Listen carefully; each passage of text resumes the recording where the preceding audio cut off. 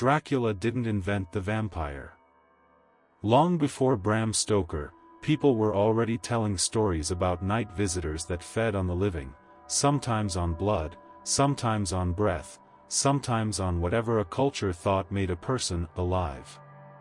To keep this honest, vampire is our modern label.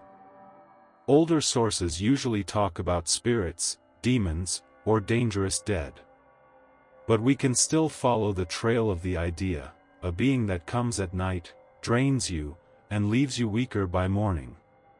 Here's the first payoff. In a Greek comedy staged in 405 BCE, a character suddenly panics because a shapeshifter called Empusa is approaching. Someone even asks if it has a copper leg. The moment is played for laughs, but it only works because the audience recognizes the fear. A dangerous thing can wear a human mask after dark. Mesopotamia gives us an even older paper trail, except the paper is clay. In surviving anti-witchcraft rituals and incantations, harmful night beings are listed by name, including Lilu, Lilith, and Ardent Lily. These texts don't describe a handsome corpse in a coffin. They describe unseen forces blamed for nightmares, illness, and sudden harm, the kind that seems to arrive at night and vanish by morning. And that's the key. Before science could explain infection, sleep paralysis, or sudden infant death, the night needed villains. Stories gave shape to the invisible. So when we say, before Dracula, we're not claiming one single creature across continents. We're tracing an older human pattern. Night feels unsafe, sleepers are vulnerable, and something unseen might take what keeps you alive. The fear isn't only blood. It's helplessness, the idea that your body can be touched while your mind is trapped in sleep. East Asia reshapes the vampire fear into the body itself.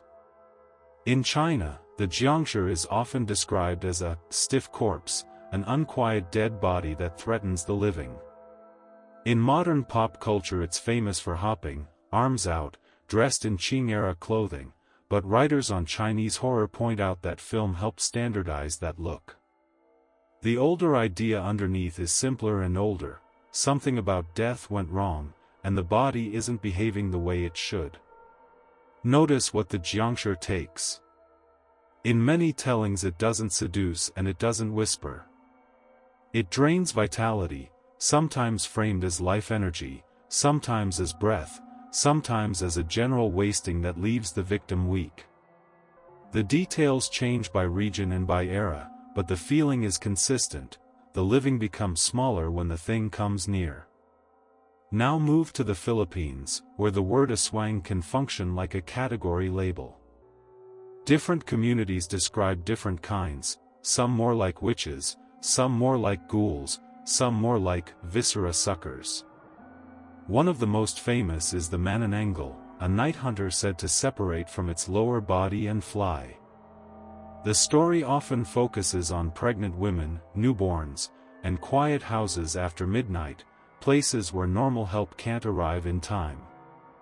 What's striking is how rules appear in the folklore: salt, garlic, ash, bright light, or keeping watch until dawn. Even when the creature differs, the logic repeats. People reach for everyday substances, household rituals, and simple tests, because the goal isn't to prove the monster exists. The goal is to feel less powerless. And across oceans, other cultures built the same kind of answer. If something slips through cracks at night, then you seal the cracks, with salt, with prayers, with fire, with names. In the Caribbean, the soucouyant is a different kind of predator. By day she can look ordinary, even familiar. At night, many versions say she sheds her skin and becomes a small, fire-like form, something that can drift through keyholes and tiny gaps. It's a vampire story built for warm nights and close neighbors. The danger isn't a distant castle. It's the house next door. Medieval Jewish folklore gives another famous night figure, Lilith. Across sources, Her role shifts over time, but the pattern is steady, an after-dark threat tied to sleepers and to the most vulnerable. One influential medieval text, often discussed as the earliest surviving version of the first wife of Adam story, turns her into a warning about what can enter a home when everyone is asleep. India's vetala changes the theme again.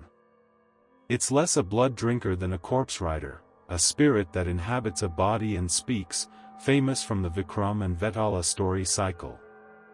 The horror here is intelligence inside something that should be silent, answers coming from a mouth that shouldn't move. And in parts of Indonesia, the kuntilanak is commonly described as a female ghost figure that appears in different forms across stories and media, often linked to death in pregnancy or childbirth. Behind the monster is a real historical danger. Childbirth was perilous, grief was common, and the boundary between life and death felt thin. When you line these myths up, the similarities don't prove one global origin.